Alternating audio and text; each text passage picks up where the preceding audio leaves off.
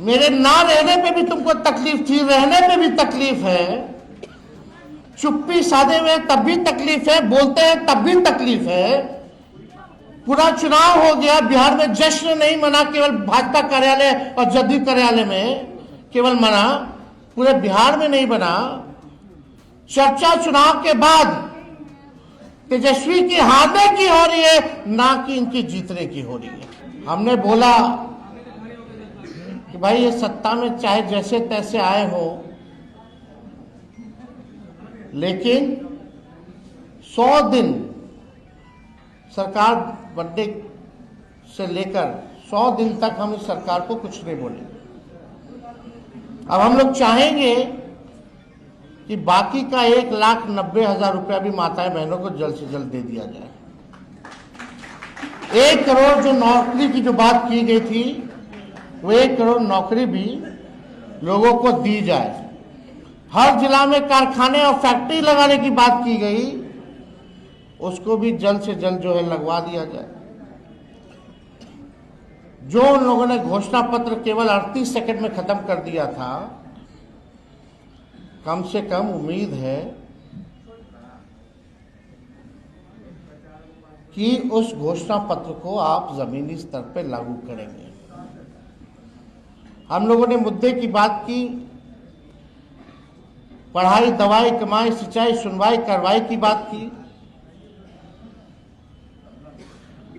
बढ़ते हुए अपराध की बात की। आज क्या हो रहा है बिहार में, मासूम बच्चियों के साथ क्या हो रहा है?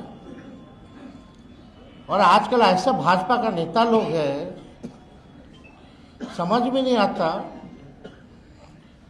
अभी एक बड़े विद्वान भाजपा के जो अपने आप को एलीट समझते हैं, बहुत चतुर समझते हैं, वो सोचते हैं कि उनसे ज्यादा कोई विद्वान और डैशिंग आदमी कोई है ही नहीं। उनका बयान आया कि तेजस्वी बाहर थे तो अपराध कम था, आ गए हैं तो ज्यादा हो गया। गजब बात है। बच्चियों के साथ गैंगरेप हो रहा है, बलात्कार हो रहा है, हत्या हो रहा है, और इस सवाल को मजाक में उड़ा दिया जा रहा है। क्या लगता है इन लोगों के पास कोई रिस्पॉन्सिबिलिटी या कोई जिम्मेदारी बनती है? निफिक्र है।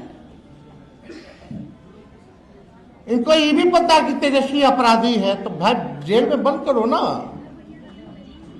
अगर मेरे ना रहने पे भी तुमको तकलीफ थी, रहने पे भी तकलीफ है, चुप्पी साधे हुए तब भी तकलीफ है, बोलते हैं तब भी तकलीफ है।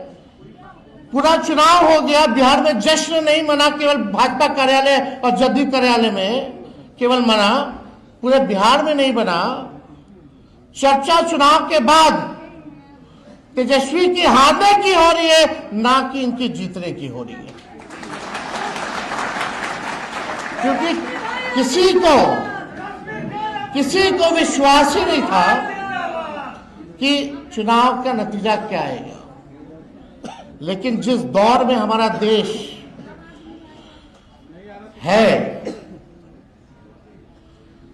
केवल बिहार की बात नहीं, यहां जो लोग डेरा डाले हुए थे, प्रधानमंत्री कूद कूद करके हर हफ्ते आते थे, गृह मंत्री तो मौर्य को अपना घर बना लिए थे, पूरा भारत सरकार मंत्रिमंडल लग रहा था कि देश में और कोई काम नहीं बचा, बस बिहार का चुनाव है। आज कहां है मोदी जी, जो आप कहते थे 56 इंच, कौन से गाना गा रहे थे? आज क्या हालत है बिहार का? कौन लोग है भाई? एक ट्वीट भी किया जो बच्ची के साथ बलात्कार हुआ? हर जगह कौन ऐसा दिन नहीं है बिहार में जहां 200 राउंड गोलियां ना चलती हो, अपहरण ना होता हो, मर्डर ना होता हो। तो इन लोगों से कुछ होने वाला है नहीं। वो आप भी जानते हैं, हम भी जानते हैं, बिहार की जनता भी जानती है, और मीडिया के लोग भी जानते हैं कि ये लोग कुछ कहता नहीं है। सत्ता में कैसे बने हुए हैं ये सब जानते हैं। सत्ता का दुरुपयोग करना, तंत्र मंत्र लगाना, धन तंत्र लगाना, अधिकारी लगाना, पैसे का खेल करना, संवैधानिक संस्थाओं को हाईजैक करके अपने पार्टी के लिए इस्तेमाल करना, सब लोग जान रहे हैं। लेकिन हम इतना कहेंगे कि ये लड़ाई की अभी बस शुरुआत है और हम लोग लड़ेंगे और लड़ करके जीतेंगे।